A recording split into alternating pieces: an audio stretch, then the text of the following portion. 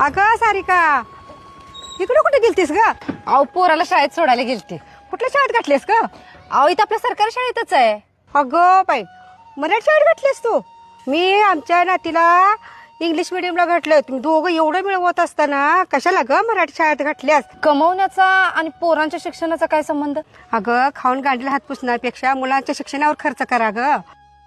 पोरं आपलं भविष्य असतात ग सारिका. नाही, तुम्ही बोलताय ते पटतंय मला, पण असं कुठं सांगितलंय की पोराला इंटरनॅशनलला किंवा त्या इंग्लिश मिडियमला घातलं आणि ढिगानं खर्च केला म्हणजेच आपण पोरावर लय प्रेम करतोय किंवा आपण पालक म्हणून बेस्ट आहे, असं काय नाही आहे काकू. मला सांगा, पुढे जाऊन माझं पोरगं लय कुठं छान कुठल्या शिखरावर पोहोचल की नाही मला माहित नाही, पण मराठी शाळेत घातल्यामुळं माझं पोरगं आता येणाऱ्या ह्या जगात आणि येणाऱ्या काळात टिकून राहणार आणि बरोबर तोंड देऊन पुढे जाणार ह्याचा मला विश्वास आहे. कारण माझं पोरगं त्या शाळेत जाते ज्या शाळेत मी, माझा नवरा, माझा भाऊ, आपण सगळे शिकून पुढे आलोय. मराठी शाळेत शिकलेलं पोरगं पुढे आयुष्यात काय करून दाखवते का नाही माहित नाही, पण कुठंही त्याला टाका ते जगून दाखवणार ह्याचा मला विश्वास आहे. आणि काय हो, इंटरनॅशनल स्कूलमध्ये ठीक आहे ते इंग्लिश शिकवतात ना, मग मी माझ्या पोराला मराठी शाळेत घालून इंग्लिशचा एक्स्ट्रा क्लास लावलाय. झालं की विषय संपला इंग्लिश मिडियमचा.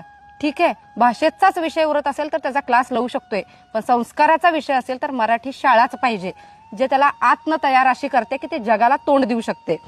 आणि इंग्लिश मिडियम शाळेमध्ये इंग्लिश शिकवलं जाते ब्रँडेड शाळेत, जिथं लई ढिगानं फी भरली जाते. आणि जे आता आपले सगळीकडे इंग्लिश मिडियम शाळा चालू झाल्यात, अहो त्या शाळेमध्ये कुठं त्या शिक्षकांसोबत जरी इंग्लिश टू इंग्लिश कम्युनिकेशन करायचं म्हटलं ना, होत नाही.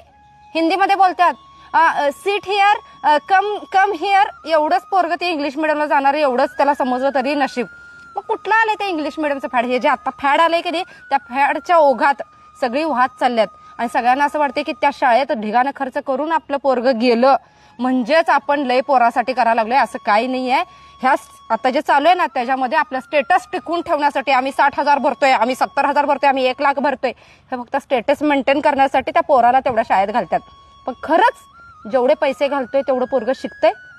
बरं शिकलं, पण तिथं जाऊन जे कम्पेअर करते त्याच्यानुसार आपल्याला रिस्पेक्ट देते? पुढे जाऊन त्यांच्या तुलनेत आपण पोराला तेवढ्या सगळ्या फॅसिलिटीज देऊ शकतोय? ह्या सगळ्या प्रश्नांचा जर विचार केला ना, तर मी माझ्या पोराला विचार करूनच साध्या शाळेत घातले. मग जग काहीही म्हणू दे, आम्ही खाऊन काय करतोय, आम्ही उधळतोय, काहीही म्हणू दे, मला फरक पडत नाही. मला माहितीये माझं पोरगं जिथं शिकतंय तिथं बेस्ट शिकतंय.